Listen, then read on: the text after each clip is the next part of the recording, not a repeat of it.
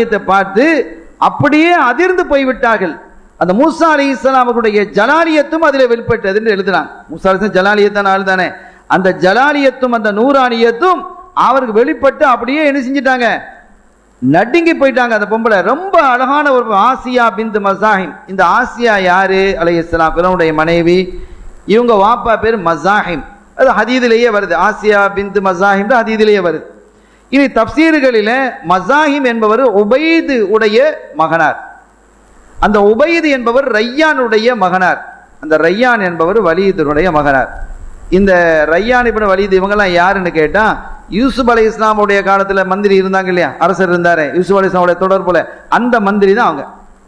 யூசுப் அலைஹிஸ்ஸலாமுடைய காலத்தில் ஒரு அரசர் இருந்தார் அப்படின்னு சொல்லி வருதா இல்லையா, அந்த அரசர் தான் ரையான் அல்லது வலீத். இவங்கெல்லாம் யூசுப் அலைஹிஸ்ஸலாமுடைய காலத்தில் இருந்தாங்க. அவர்களுடைய மகன் தான் உபைத், அவர்களுடைய மகன் தான் மசாஹிம், அவர்களுடைய மகள் தான் ஆசியா நாயகி அலைஹிஸ்ஸலாம் அவர்கள்.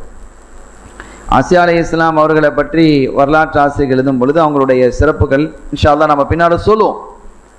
இது எதோடு சேர்த்து சொல்லப்படுகிறது, அவங்களுடைய மரியம் அலைஹிஸ்ஸலாம் அவர்களோடு ஆசியா அலைஹிஸ்ஸலாம் அவர்களையும் இணைத்து பேசப்படுகிறது. மரியம் அலைஹிஸ்ஸலாம் அவர்களும்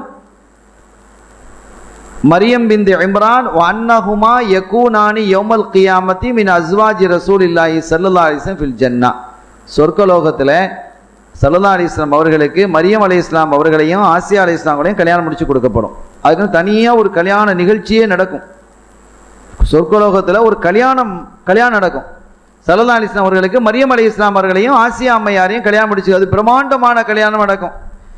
அந்த அவனுக்கு கல்யாணம் நடந்தது, இவனுக்கு கல்யாணம் நடந்தது, அத்தனை கோடி செலவழிச்சான், ஃப்ளைட்டில் கல்யாணத்தை நடத்தினா, கப்பலில் கல்யாணத்தை நடத்தினான்னு என்னெல்லாமோ நம்ம பார்க்குறோம். இது சொர்க்கலோகத்தில் நடக்க போகுது. இப்போ எத்தனையோ நம்ம படிக்கிறோமே, தன்னுடைய செல்வத்தை வெளிப்படுத்துவதற்காக விமானம் பறந்து கொண்டு இருக்கும் பொழுது அதுக்கு பின்னாலே எத்தனையோ பேர் வரானா, அந்த தொடர்புகள்லாம் வச்சு எத்தனை பேர் நடந்தது. இந்த இந்தியாவில் தான் ஒரு பெரிய செல்வந்தன் சொல்கிறான் இல்லையா, அவன் கல்யாணத்தை நடத்திக்கிறான் தன்னுடைய மகனுக்கு. இனி அதையெல்லாம் தாண்டிய ஒரு அற்புதமான கல்யாணத்தை ஸல்லல்லாஹு அலைஹி வஸல்லம் அவர்களுக்கு அல்லாஹ் தஆலா ஆகிரத்தில் சோனலோகத்தில் முடிப்பான். அந்த செய்திகள் இன்ஷா அல்லாஹ் நாம் வாய்ப்பு கிடைக்கும் போது மரியம் அலைஹிஸ்ஸலாமுடைய செய்திகளை பேசும்போது நாம் பேசுவோம். அப்போ இவங்க அந்த மூசா அலைஹிஸ்ஸலாம் அவர்களுடைய தாயார் அங்கே பயந்துகிட்டு இருக்கிறாங்க. மூசா அலைஹிஸ்ஸலாமுடைய தாயார் பேர் அயாரஹா. அவங்களுடைய தாயார் பேர் அயாரஹா என்பது இஸ்மு உம்மி மூசா அலைஹிஸ்ஸலாம். மூசா அலைஹிஸ்ஸலாமுடைய உம்மா பேர் அயாரஹாங்கிறது.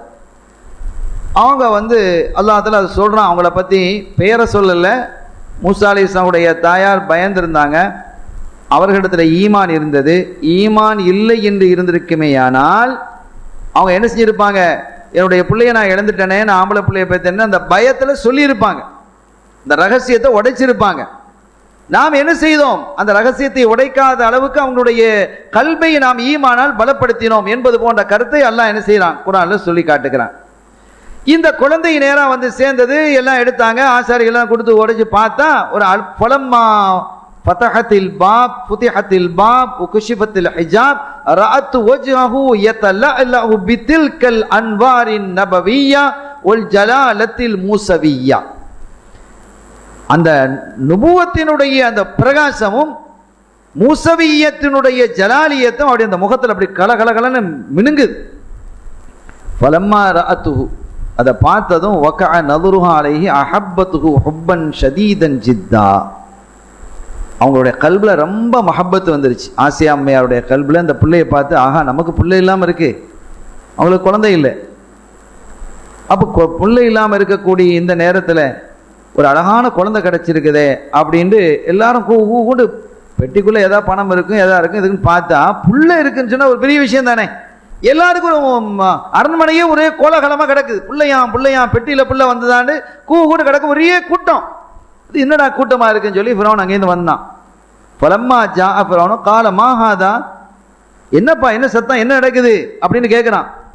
பார்த்தா இந்த மாதிரி பெட்டியில் புள்ள வந்தது கொண்டு வந்து சொன்னோன்னு பார்த்துட்டு பார்த்தோன்னா அமர பிதபஹி, முதல் வேலை அந்த பிள்ளை அறுங்க, ஆண் குழந்தை அது, ஆண் குழந்தையை அறுக்க வேண்டிய வருஷம் இது, அறுத்துருங்க என்று சொன்னதும் அப்போ அவங்க சொன்னாங்க, ஆசியா அம்மையார் இது பச்சை புள்ள, நமக்கும் ஒரு புள்ள இல்லாமல் இருக்கு, எனக்கு இது அன்பளிப்பா தந்துருங்க, இந்த பிள்ளையே இது உங்களோட தான், இந்த நாட்டில் எதுவுமா இருந்தாலும் அது உங்களுக்கு உரியது தான், அதனால் எனக்கு ஒரு ஹிபத்தாக எனக்கு நீங்க என்ன செய்ய, ஹிபத்தாக அதை நீங்க தந்துருங்க, நீங்க அதை ஒன்றும் செய்ய வேணாம். நீங்க பாருங்க, இந்த புள்ள உங்க ஆட்சியை போக்குமா? இந்த புள்ள, நீங்க உங்க வயசு என்ன, இந்த புள்ளையோட வயசு என்ன, இது வளர்ந்து வாலிபமாயி இது ஆட்சியை போக்கணும் கொஞ்சமா கற்பனை பண்ண முடியுமா? சரி, அப்படியே ஒரு ஆட்சியை போக்கக்கூடிய புள்ளதான் இதுன்னு சொன்னா, நாம வளர்த்துட்டா நம்ம ஆட்சியை அதை போக்க போதா நம்ம பிள்ளைகளோ என்று அவங்க என்ன செஞ்சாங்க, ஒரு லாஜிக்கு மாதிரி பேசுறாங்க. அவன் பார்த்தான், அப்படியா சொல்றான் அப்படின்னா அவனுக்கு அந்த பிள்ளையினுடைய அழகை பார்த்து கொஞ்சம் அவனுக்கு ஒரு மனசுல ஒரு சஞ்சலம் ஏற்படத்தான் செய்யுது. நமக்கும் ஒரு பிள்ளை இல்லாம இருக்கு அப்படிங்கிற ஒரு இதெல்லாம் அந்த ஏக்கம் இருக்குது. வக்காலத்து குர்ரத்து ஐனில்லி வலக், அல்லாஹ் குர்ஆன்ல சொல்லி காட்டுறான். ஆசியா அம்மையார் சொன்னாங்க, இந்த பிள்ளை எனக்கும் உங்களுக்கும், ஃபிரௌனை பார்த்து சொல்றாங்க, எனக்கும் உங்களுக்கும் கண்குளிர்ச்சியாக இருக்கும். வக்காலத்து குர்ரத்து ஐனில்லி வலக், எனக்கும் உங்களுக்கும் அது கண்குளிர்ச்சியாக இருக்கும் என்று ஆசியா அம்மையார் சொன்ன போது, வக்கால லஹா ஃபிரௌன் அமாலகி ஃபனாம் வ அம்மாலி, உனக்கு வேண்டாம் கண்குளிர்ச்சியா இருக்கலாம், எனக்கு இல்லை.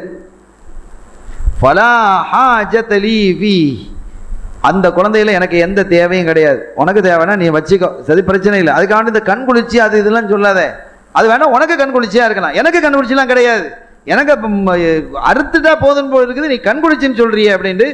இது ஆரிஃபீன்கள் இந்த இடத்துல விளக்கம் சொல்றாங்க. இது எனக்கும் உனக்கும் கண்குளிர்ச்சின்னு சொன்ன அந்த விஷயத்தை ஃபிரௌன் ஏற்றிருந்தால், ஆமா அப்படின்னு சொல்லியிருந்தா அவனுக்கு ஈமான் கிடைச்சிருக்கும், அவனுக்கு அந்த ஈமான் நசீபாகி இருக்கும். ஆனா அவங்க தன்னை ஏத்துக்கிட்டாங்களா இல்லையா, குர்ரத்து ஐனின்னு சொன்னதுனால அல்லாஹ் தஆலா உயர்வான ஒரு பாக்கியத்தை அவங்களுக்கு கொடுத்துட்டான். உயர்வான பாக்கியத்தை என்ன செஞ்சிருக்கிறான், கொடுத்திருக்கிறான் என்பதை நாம பார்க்க முடிகிறது. கண்ணியத்திற்குரியவர்களே, இப்படிப்பட்ட நிலையில் அந்த குழந்தை அங்க இருக்குது. இப்ப அவன் பரவாயில்ல வச்சுக்கன்னு சொன்னதும் பெரிய சந்தோஷம், நினைச்சு கூட பார்க்க முடியல. ஆசியா அம்மையாருக்கு விட்டுட்டாரு நம்முடைய மாப்பிள்ளை, எல்லா பிள்ளையும் அறுத்து போட்ட கிடையாது, இந்த பிள்ளையை விட்டுட்டாரு. சரி, நமக்கு ஒரு ஆம்பளை பிள்ளை இல்லை, பெண் பிள்ளை இருந்ததாக வரலாறு இருக்கிறது, ஆம்பளை பிள்ளை இல்லை. எனவே ஆம்பளை பிள்ளை இருக்கிறதுனால நமக்கு ரொம்ப ஒரு சந்தோஷமாக ஒரு கோலாகலமா இருந்தது. இனி பிள்ளைக்கு பால் கொடுக்கணுமே என்பதற்காக அந்த அரண்மனையில் இருக்கக்கூடிய பல தாதிகள் இருக்கிறாங்க, அரண்மனையில் பால் குடிக்கக்கூடிய அவங்கெல்லாம் அழைத்து பால் கொடுக்க சொன்னா அந்த பால் குடிக்க மறுத்து விட்டது. வஹர்ரம்னா அலைஹில் மராதிஅ, அல்லாஹ் சொல்றான், பால் குடிப்பதை மற்ற தாய்மார்களிடத்தில் மற்ற பெண்களிடத்தில் பால் குடிப்பதை நாம் ஹராமாக்கி விட்டோம். மற்ற பெண்களிடத்தில் பால் குடிக்கலாம், ஷரியத்தில் அது ஆகமானது. ஆனா மூசா அலைஹிஸ்ஸலாம் அவர்களுக்கு அல்லாஹ் தடுத்தான், ஹராமாக்கினான். அதுக்கு ஏங்கிறதுக்கு பின்னால் அல்லாஹ் சொல்றான், ஏன் தடுத்தோங்கிறதுக்குண்டான காரணத்தை சொல்றான். அப்ப பல பெண்கள் பாலை கொடுக்குறாங்க, பாலும் குடிக்கல, தண்ணி குடிக்கல, ஒன்னும் குடிக்கல, பச்சை பட்டினியா கிடக்குது பிள்ளை. இவங்க ஆசியா அம்மையாருக்கு முடியல. فَأَرْسَلُوا مَعَ الْقَوَابِلِ وَالنِّسَاءِ إِلَى السُّوقِ لَعَلَّ يَجِدُونَ مَنْ يُوَافِقُ رَضَاعَتَهُ فَبَيْنَمَا هُمْ وُقُوفٌ بِهِ وَالنَّاسُ عُكُوفٌ عَلَيْهِ. சரிப்பா, இப்படி இந்த புள்ள இப்படி கிடக்குது, புள்ளை கடைசியில் பாதுகாக்கணுமே, ஒரு அற்புதமான அழகான புள்ள நமக்கு கிடைச்சிருக்குது, கண்ணுங்கருத்துமா வளர்க்கலான்னு பார்த்தா வயிற்றுக்கு குடிக்க மாட்டேன்.